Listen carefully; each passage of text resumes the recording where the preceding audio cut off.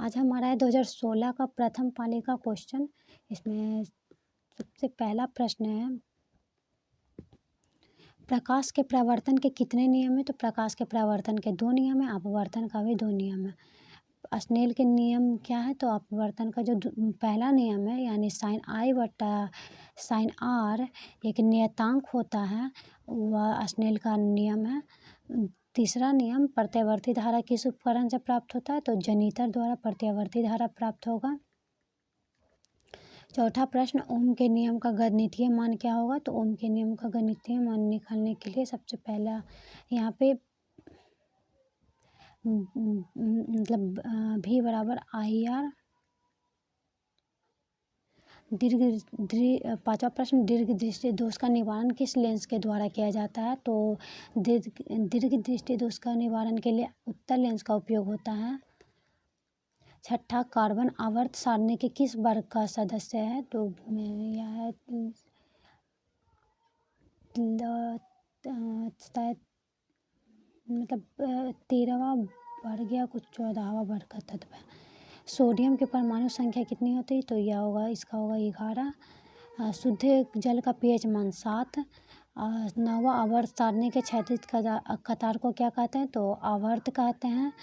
और एल्युमिनियम धातु के एक प्रमुख मिश्र धातु का नाम लिखें। तो एल्युमिनियम का होगा, इसका मतलब एक मिश्र धातु का नाम मतलब लिखना है यहाँ पे। तो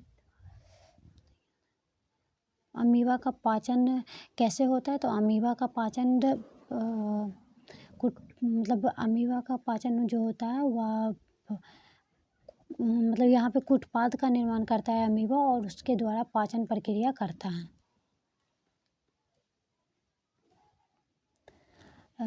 10वां प्रश्न 12वां प्रश्न, तिलचट्टा का श्वसन अंग है, तो उसका भी होगा जो ट्रैकिया होगा उसका श्वसन अंग होगा। 13वां, कोशिका में पावर हाउस माइटोकॉन्ड्रिया। 14, रक्तचाप के माप किस उपकरण द्वारा किया जाता है? तो स्फाइग्नो गैनोमीटर नैनोमीटर।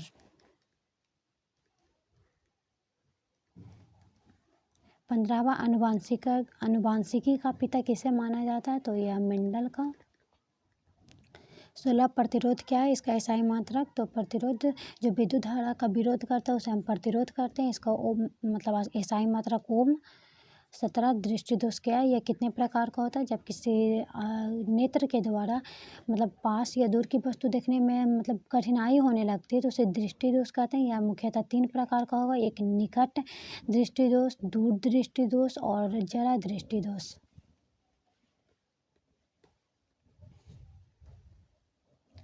उसके बाद है समजातीय श्रेणी का उदाहरण दें। सजातीय श्रेणी का है, तो जिस श्रेणी का मतलब जो प्रतीकात्मक समूह है वह समान है वो समजातीय श्रेणी होगा। जैसे मिथेनॉल, एथेनॉल, प्रोपेनॉल, इस सब में एल्कोहल या सभी एल्कोहल श्रेणी का सदस्य है, इस कारण से समजातीय श्रेणी बोलेंगे। उसके बाद 19वां, खनिज और अयस्क में क्या अंतर है? तो जो खनिज होता है वो भूपर्पट्टी में पाए जाने वाला सभी पदार्थ जो भी होगा सब खनिज होगा, और अयस्क जो होता है वो जिस मतलब खनिज में जिसकी मात्रा अत्यधिक होती है और जिसको निकालना लाभकारी होता है उसे अयस्क कहते हैं। 20वां है, आयोडीन की कमी से कौन सी बीमारी होती है? इसे घेघा रोग कहते हैं या गलकंड कहते हैं। और यह बीमारी कैसे होती है? तो जब जो थायराइड ग्रंथि होता है उसमें आयोडीन नहीं मतलब आयोडीन की कमी हो जाने के कारण जो थायराइड ग्रंथि होता है वह थायरॉक्सिन हार्मोन नहीं बना पाता है, और वह उसकी वजह से वह फूलना आरंभ करता है, जिसे घेंघा रोग कहते हैं। यहाँ पे गला जो होता है वह फूल जाता है। 21वां, पौधों में गैसों का आदान प्रदान कैसे होता है? तो पौधों में गैसों का आदान प्रदान रंध्र के द्वारा होता है, और यह विसरण प्रक्रम के द्वारा होगा। 22वां, प्रकाश का वर्ण विक्षेपण क्या है? स्पेक्ट्रम कैसे बनता है? तो वर्ण विक्षेपण क्या है? जब प्रकाश प्रिज्म से गुजरता है तो वह अपने अव्ययी 7 रंगों में विभक्त हो जाता है, जिसे प्रकाश का विक्षेपण का वर्ण विक्षेपण कहते हैं। और स्पेक्ट्रम बनाने के लिए जब मतलब प्रिज्म जो होगा उससे प्रकाश को गुजारा जाएगा तो वह अपने अव्ययी रंगों में विभक्त हो जाएगा और जिसको ही स्पेक्ट्रम कहते हैं। और प्राकृतिक स्पेक्ट्रम के तौर पर होता है इंद्रधनुष। तो इस प्रकाश का अपवर्तन क्या है, इसके नियमों का उल्लेख करें। तो प्रकाश का अपवर्तन, जब कोई प्रकाश सघन से विरल या विरल से सघन माध्यम में जाता है तो अपने पथ से विचलित हो जाता है, जिसे प्रकाश का अपवर्तन कहते हैं। और इसके दो नियम है। पहला नियम में कि पहले नियम को स्नेल का नियम भी कहा जाता है, जिसमें कि sin I बटा sin R एक नियतांक होता है, यानी आपतन कोण की जया और अपवर्तन कोण की जया का अनुपात एक नियतांक होता है। दूसरा नियम बोलता है कि आपतित किरण, अपवर्तित किरण और अभिलंब एक ही तल में होता है। 24वां प्रश्न, चांदी, सोना, प्लेटिनम का उपयोग आभूषण बनाने में किया जाता है, क्यों? क्योंकि जो चांदी, सोना और प्लेटिनम है यह बहुत ही कम अभिक्रियाशील या तो नगण्य अभिक्रियाशील धातुएं हैं और यह जो होती है वह मतलब चमकीली होती है और आकर्षक दिखती है, जिसके कारण इसका उपयोग आभूषण बनाने में किया जाता है। 25वां, उदासीनीकरण क्या है, दो उदाहरण दें। तो उदासीनीकरण हुआ प्रक्रम है जिसमें कि अम्ल और क्षारक के मिलने से किसी लवण का निर्माण होता है, उसके साथ जल का निर्माण होता है, उसे उदासीनीकरण प्रक्रम कहते हैं। इसमें उदाहरण के लिए हम दे सकते हैं कि जब HCl मतलब HCl अभिक्रिया करेगा, मतलब HCl यहाँ पे हाइड्रोक्लोरिक अम्ल है और NaOH जो है क्षार है, यानी सोडियम हाइड्रोक्साइड क्षार है, जो अभिक्रिया कर कर NaCl और H2O बनाएगा। यहाँ पे मतलब लवण और जल बना रहा है, इसे को उदासीनीकरण अभिक्रिया कहते हैं। 26वां, पीत क्या है, मनुष्य में पाचन में इसका क्या महत्व है?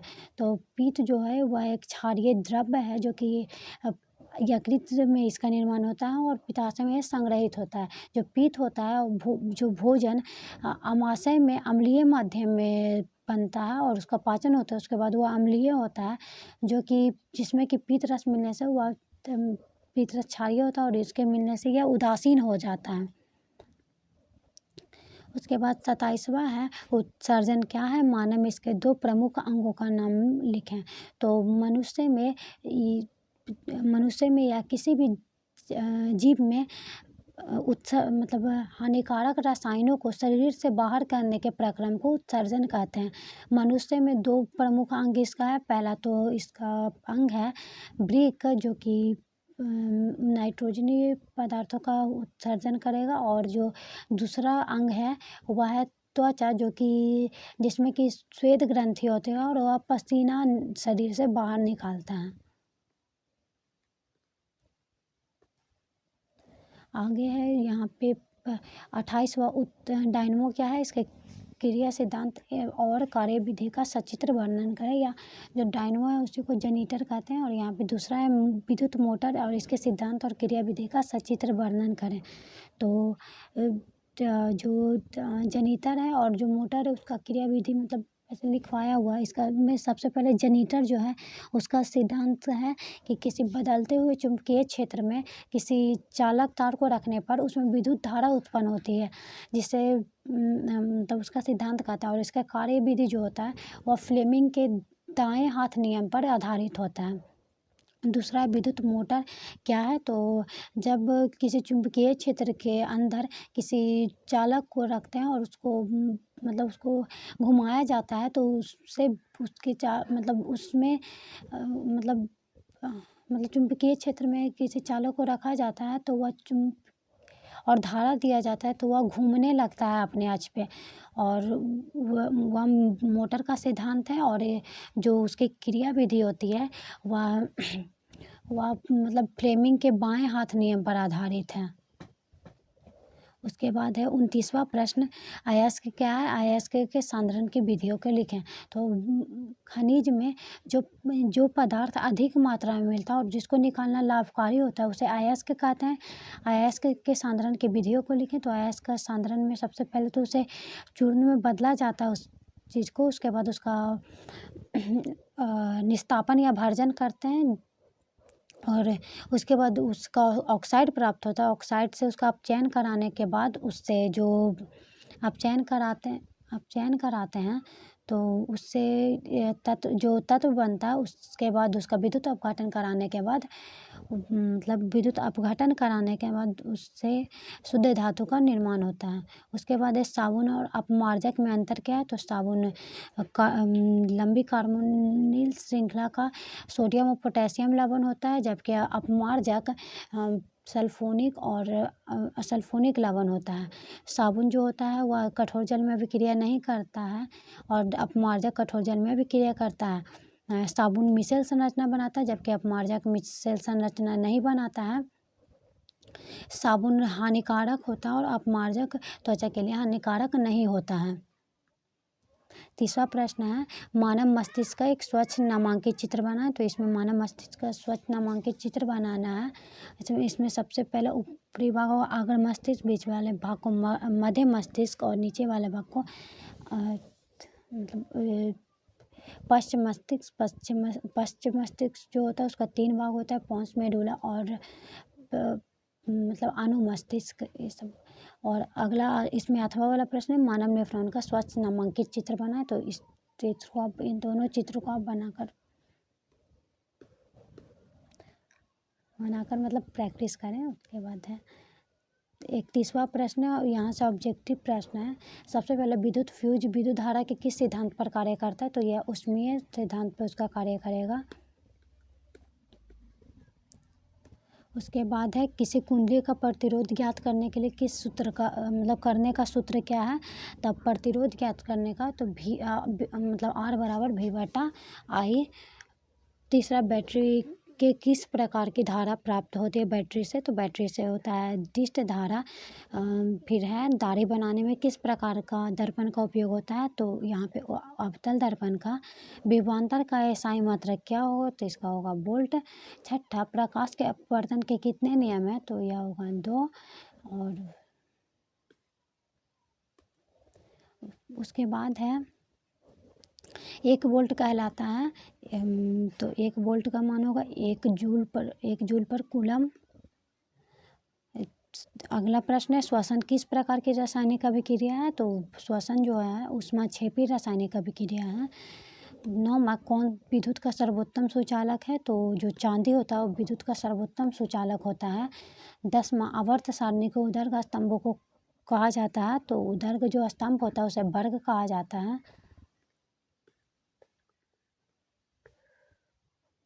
उसके बाद है, निम्नलिखित में कौन उपधातु है? तो जो यहाँ पे जो ईस्वी है वह उपधातु का प्रतीक है। उसके बाद है, पीतल है, पीतल जो है मिश्र धातु। उसके बाद है 13वां प्रश्न, अम्लीय विलयन का पीएच का मान होगा 7 से कम होगा। तो उसके बाद 14वां प्रश्न है हमारा, सरलतम हाइड्रोकार्बन कौन है? तो सरलतम हाइड्रोकार्बन में आएगा मीथेन। और 15वां, कूटपाद किस में पाया जाता है? तो अमीबा में कूटपाद पाया जाता है। उसके बाद है 16वां प्रश्न, पुष्पीय पौधों में लैंगिक जनन होता है फूलों के द्वारा। 17वां प्रश्न, निम्न में से कौन उत्सर्जी अंग है? तो जो वृक्क है वह उत्सर्जी अंग है। 18वां, शुक्राणु बनता है तो यह वृषण में बनता है। 19वां, निम्न में से कौन प्राकृतिक संसाधन नहीं है? तो जो प्राकृतिक संसाधन नहीं है तो यहाँ पे जो जीवधारी होगा वह प्राकृतिक संसाधन नहीं होगा। 20वां, इंसुलिन की कमी से कौन सा रोग होता है? तो मधुमेह।